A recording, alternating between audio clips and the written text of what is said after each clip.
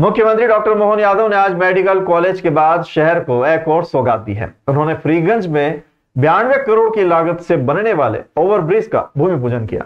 इससे पहले डॉक्टर मोहन यादव ने ओवरब्रिज के प्रोजेक्ट का निरीक्षण किया था। इस दौरान बता दें कि फ्रीगंज रेलवे ओवरब्रिज के समानांतर एक और नया समानांतर ब्रिज का निर्माण 91.76 करोड़ की लागत से किया जाएगा, जिसकी कुल चौड़ाई 30.40 मीटर और लंबाई 633 मीटर रहेगी। इसके अलावा यातायात के लिए 9 मीटर चौड़े कैरेजवे और 1.5 मीटर चौड़ा फुटपाथ, साथ ही डिवाइडर 0.4 मीटर का बनाया जाएगा। इस ब्रिज को ग्वालियर की जेपी कंस्ट्रक्शन द्वारा 24 माह में बनाया जाएगा।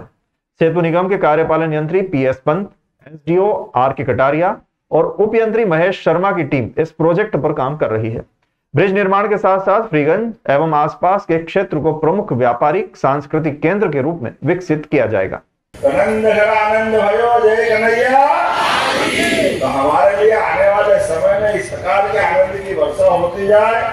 आज ये जो हमारा फ्रीगंज का ब्रिज बनने का बहुत संक्षिप्त समय में मैं प्रशासन को बधाई देना चाहूंगा कि बहुत कम समय में इस बात का कार्यक्रम रखा है। ये बहुत भव्य होना था, लेकिन अब काम इतने सारे मंजूर हो गए, टाइम का है।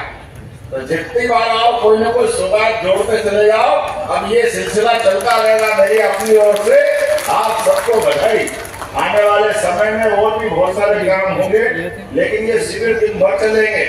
11 दिसंबर से 26 जनवरी तक चलेंगे। जनता की जन कल्याणकारी योजना, जन कल्याणकारी योजनाओं के शिविर जो प्रदेश भर में लगाए जा रहे हैं, उसके शिविर में आज मैं यहाँ उज्जैन में शामिल हुआ। हमारे 40 दिन तक ये जन कल्याणकारी योजना जनता तक पहुँचे और साथ ही साथ सरकार के 1 साल होने के आधार पर विभिन्न विकास कार्यों की सौगात भी मिलती जाएगी। अर्थात ये मिला जुला रूप लगातार चलता रहेगा। आज ये फ्रीगंज की लगभग 100 साल पुरानी एक बहुत बड़ी समस्या थी। बड़ी आबादी को आने जाने का फ्रीगंज ओवरब्रिज के भूमि पूजन की सौगात मिली है। मेरी अपनी ओर से इस नाते से बधाई कि उज्जैन के लिए नहीं है, आने वाले सिंहस्थ में जब 15 करोड़ से ज़्यादा यात्री आएंगे तो हमें सभी मार्ग चौड़े करना पड़ेंगे, सभी ब्रिज बनाने पड़ेंगे, सभी काम करना पड़ेंगे। और मुझे इस बात का संतोष है, माननीय प्रधानमंत्री जी के नेतृत्व में विकास के सारे कामों को लेकर हम संकल्पित हैं और धीरे धीरे उनके समय पे पूरा होने के लिए पर्याप्त पहले से हम अपनी तैयारी करके भूमि पूजन लोकार्पण करते जा रहे हैं। मेरी अपनी ओर से बधाई। मुख्यमंत्री डॉक्टर मोहन यादव आज सुबह होमगार्ड में चल रहे योग शिविर में शामिल हुए। इस दौरान उन्होंने योग भी किया और सभी से योग करने की बात कही। कल शाम उज्जैन पहुंचे मुख्यमंत्री डॉक्टर मोहन यादव ने रात्रि विश्राम उज्जैन में किया और आज कई स्थानीय कार्यक्रमों में शामिल हुए। मुख्यमंत्री सुबह अचानक देवास रोड स्थित होमगार्ड परिसर में चल रहे योग शिविर में पहुंचे और मंच पर ही योग प्रशिक्षक स्वामी परमार्थ देव जी के साथ योग भी किया। इस दौरान मुख्यमंत्री डॉक्टर मोहन यादव ने कहा कि योग मनोयोग से होता है, सहयोग से नहीं।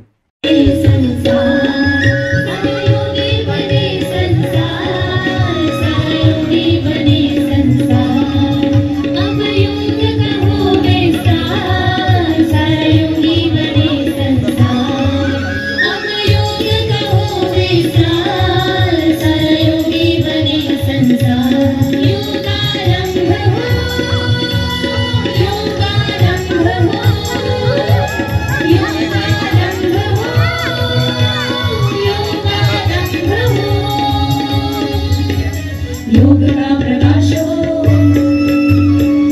योग का नाश हो। योग में अपनी बात कर दी तो योग थोड़े में ज्यादा आनंद लेने के लिए होता है, तो आप मांगो मत। योग मार्ग पे चलना है तो थोड़े में ज्यादा का आनंद लेना है, लेकिन फिर भी आप जो कहोगे सब कर दूंगा। आप बहुत सारी बातें कर दी है, सिंहस्थ से लेकर महाकाल तक और अधिकारी को प्रमोशन विसंगति, ये तो सब करना ही है। इसी के लिए आपने अधिकार दिया। मेरा दूसरा जवाबदारी वाला दायित्व है सरकार के मुखिया होने के नाते से किसी भी आम जनजीवन की समस्याओं से लेकर के सभी प्रकार के हमारे प्रशासनिक अधिकारी कर्मचारी, और आपने देखा ही है जब से अपन बैठे हैं इस पे लगातार काम कर रहे हैं। तो होमगार्ड के लिए भी और बेहतर करेंगे। आप चिंता मत करो, जितनी नियुक्तियाँ आप 7,500 नियुक्ति बता रहा हो, ये हम सारे पद भरेंगे। हाँ, तुम्हारा क्या जा रहा है, बोली जाओ। मेरा फाइनेंस मिनिस्टर और मंत्रालय से पड़ेंगे अपना। हाँ, मैंने मान लिया। और ये सारी चीज़ों के साथ साथ ये कलेक्टर साहब और ये ISP साहब, ये हमारे होमगार्ड्स की भविष्य की विस्तार की जगह भी तय करना है। ये जगह कम पड़ती है, इनको और बढ़ाना है और अच्छा करना है। तो महाकाल मंदिर वाले प्रस्ताव की भी ट्रेनिंग करा के फटाफट उस पर भी काम करना है।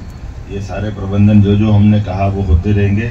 एक बार फिर मैं आप सबको प्रणाम करता हूँ, आप सबका आशीर्वाद चाहता हूँ। मैंने बोलने में आपके मनोभाव में कहीं 19-20 रहा हो तो आप माफ़ करना। और एक बार फिर इस योग मार्ग पर चलते हुए हम अपने दैनंदिन जीवन के साथ साथ आज मुझे होमगार्ड ग्राउंड्स पर ये योग के साथ समय बिताने का मौका मिला। मुझे इस बात की प्रसन्नता है कि जी द्वारा दिखाए मार्ग पर स्वामी रामदेव जी और बाकी लोगों ने मिलकर आज यहाँ एक योग के लिए शिविर का आयोजन करेंगे। और एक संकल्प लेकर भारतीय शिक्षा, भारतीय चिकित्सा, हमारा संपूर्ण आरोग्य हमको मिले। मेरी अपनी मुख्यमंत्री डॉक्टर मोहन यादव ने बुधवार को उज्जैन में महाराजा विक्रमादित्य शोध पीठ के 4 दिवसीय अंतर्राष्ट्रीय गीता महोत्सव में शामिल हुए। उन्होंने 7 धार्मिक पुस्तकों का विमोचन और राज्य स्तरीय श्रीमद् भागवत गीता एवं मूल्य आधारित शिक्षा प्रतियोगिता के विजेताओं को पुरस्कृत किया। मुख्यमंत्री डॉक्टर यादव ने कहा कि भगवान श्री कृष्ण का मध्य प्रदेश व उज्जैन से गहरा नाता है। भगवान श्री कृष्ण ने कंस वध के पश्चात उनके पिता को राजा बनाया एवं स्वयं उन्होंने उज्जैन के सांदीपनि आश्रम में आकर 64 कलाओं की शिक्षा प्राप्त की। यह बात मनुष्य के जीवन में शिक्षा के महत्व को दर्शाती है और शिक्षा की सनातन परंपरा से मध्य प्रदेश व उज्जैन का गहरा नाता जोड़ती है। मुख्यमंत्री ने कहा कि भगवान श्री कृष्ण के मुखारविंद से निकली श्रीमद् गीता से कर्म योग की शिक्षा प्राप्त होती है। भारत ही नहीं बल्कि संपूर्ण विश्व में लोग गीता की शिक्षाओं का अनुसरण कर रहे हैं।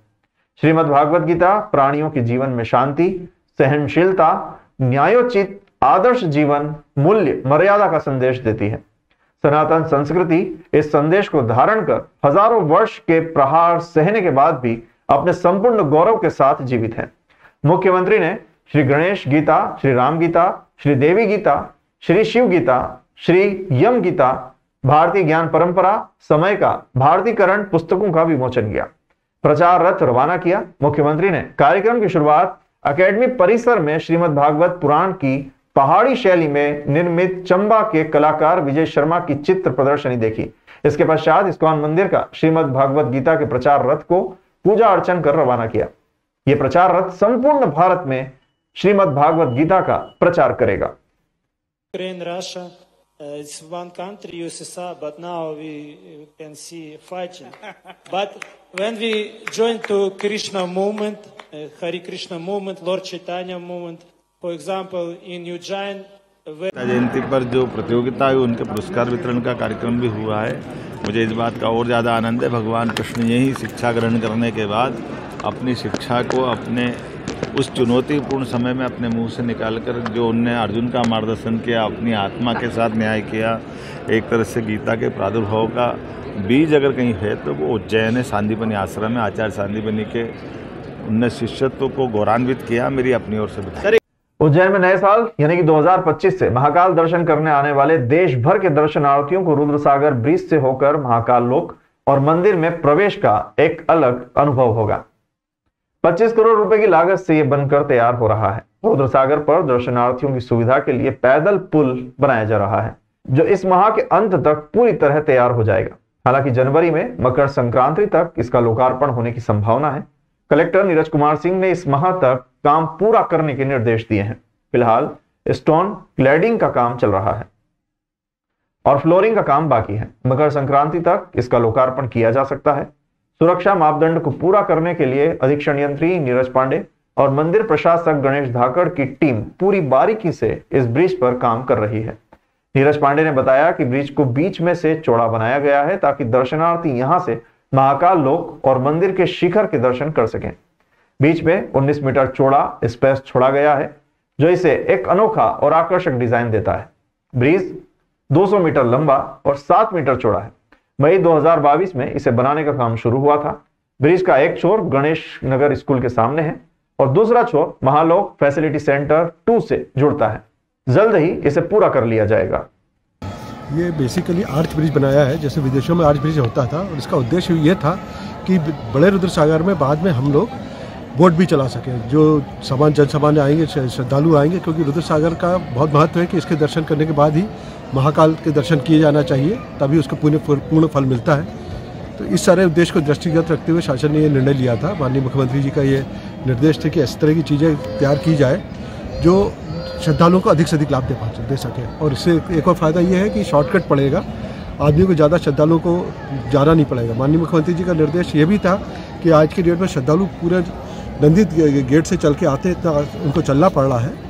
ये ब्रिज बनने के बाद में उनका समय बहुत कम लगेगा, तेज़ी से श्रद्धालु आके दर्शन करेंगे और तेज़ी से बाहर होंगे, तो इससे अब अधिक से अधिक जन सामान्य और श्रद्धालुओं को दर्शन करा पाएंगे। उज्जैन जिले की तराना तहसील के गांव जूना पानी में बुधवार को ग्रामीणों ने कई माह का खाद्य राशन नहीं मिलने से नाराज होकर तराना एसडीएम कार्यालय पर अपना रोष जताया। दिव्यांग महिला ने बताया कि गत माह गांव के राशन डीलर को अनियमितता पर आपत्ति ली थी। इसके बाद डीलर द्वारा जाति सूचक गालियां भी दी गई। डीलर द्वारा हमारा राशन भी बेच दिया गया। ग्रामीणों का ज्ञापन लेकर तहसीलदार ने कार्यवाही की बात कही है। निवेदन करते हैं यह कि प्रार्थीगण ग्राम जवाहर नगर को उचित मूल्य का राशन जो पूर्व में कतारती से मिलता था उसे अब ग्राम खरखड़ी तहसील तराना जिला उज्जैन मध्य प्रदेश में स्थानांतरित कर दिया गया है, जिससे कि ग्रामवासी जवाहर नगर को राशन लेने में असुविधा का सामना करना पड़ रहा है तथा प्रार्थीगण जवाहर नगर के निवासीगण को अब राशन लेने खरखड़ी जाना पड़ रहा है। वो राशन देने से मना नहीं कर सकते। आपको मना किया उन्होंने राशन देने से? हाँ, उन्होंने मना किया कि समस्या है भैया कि हम खरकड़ी नहीं जा सकते, हमको खातर भी यही मिलता है, नाचपाड़ी भी यही मिलता है, तो हम कनार्दी लेने जाते हैं और खरकड़ी बहुत दूर पड़ता है, तो हम खरकड़ी मेला नहीं जा सकते, 4 किलोमीटर पड़ता है, तो हम मेला नहीं जा सकती वहाँ पे। खाद्यान्न की आ रही है, इसमें क्या है कि अभी गए थे हम खाद्यान्न लेने, तो सेल्समैन बोलता है कि अभी खाद्यान्न नहीं दिया जाएगा आपको, इस महीने बोला आप खरकड़ी आपकी पंचायत में लेने जाओ, खरकड़ी जाओ। और जबकि पंचायत हमारी 2005 से उधर चली गई, अभी तक हमारे को खाद्यान्न कनार्दी में मिल रहा था, और वहाँ से खरकड़ी पड़ता है हमारे को 3 से 4 किलोमीटर दूर, और कनार्दी जो दुकान है हमारी वो पड़ती है 1 किलोमीटर के दायरे में। बांग्लादेश में हिंदुओं पर हो रहे अत्याचार, मंदिरों एवं धर्म ग्रंथों के अपमान पर उज्जैन में भी विरोध प्रकट किया गया है। अत्याचार, मंदिरों एवं धर्म ग्रंथों के अपमान के विरोध में वार्ड नंबर 5 के अध्यक्ष मंगेश श्रीवास्तव एवं हरिओम सक्सेना के नेतृत्व में मोहम्मद यूनुस का पुतला दहन किया गया। मंगेश श्रीवास्तव ने बताया कि हिंदुओं के देवी देवताओं के अपमान, मंदिरों को जलाने जैसा दुष्कृत्य करने एवं बांग्लादेश में हिंदू परिवारों पर खुलेआम अत्याचार हो रहा है। बांग्लादेश में हिंदुओं की बहू बेटियों के साथ गंदा व्यवहार किया जा रहा है। बांग्लादेशी सरकार के अमानवीय कृत्यों के विरोध में बुधवार को आगर रोड 5 नंबर नाका पर बांग्लादेश के प्रधानमंत्री यूनुस की शव यात्रा निकालकर पुतला दहन किया गया। इस दौरान वार्ड नंबर 5 के अध्यक्ष मंगेश श्रीवास्तव, हरिओम सक्सेना के साथ ही शंकर सक्सेना, पूरनदास, सोनू सक्सेना आदि मौजूद थे।